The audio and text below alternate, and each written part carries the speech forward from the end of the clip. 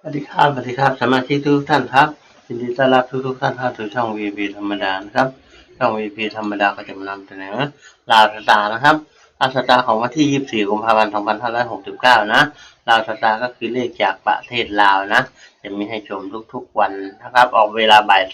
3:45นะครับของทุกวันนะครับช่อง VP ธรรมดาก็จะมานำเสนอ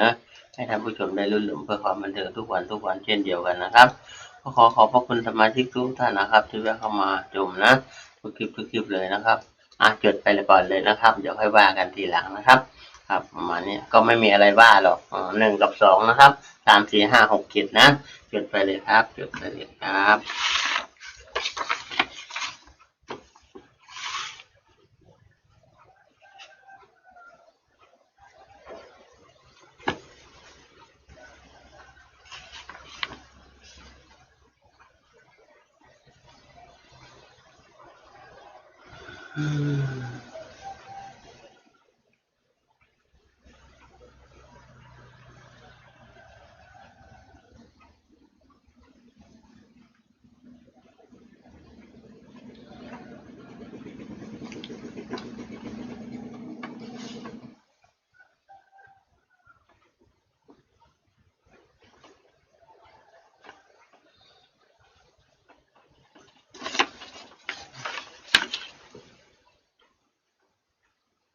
ทันไหมครับทันไหมทันเนาะ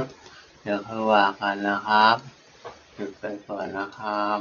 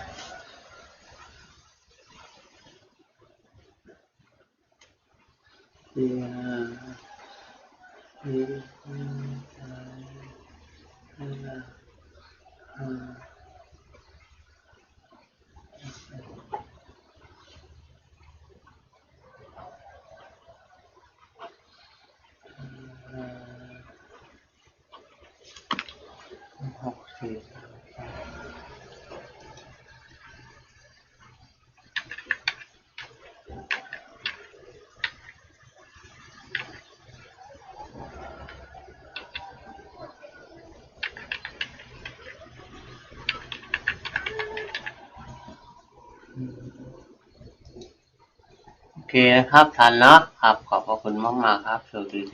รับครับ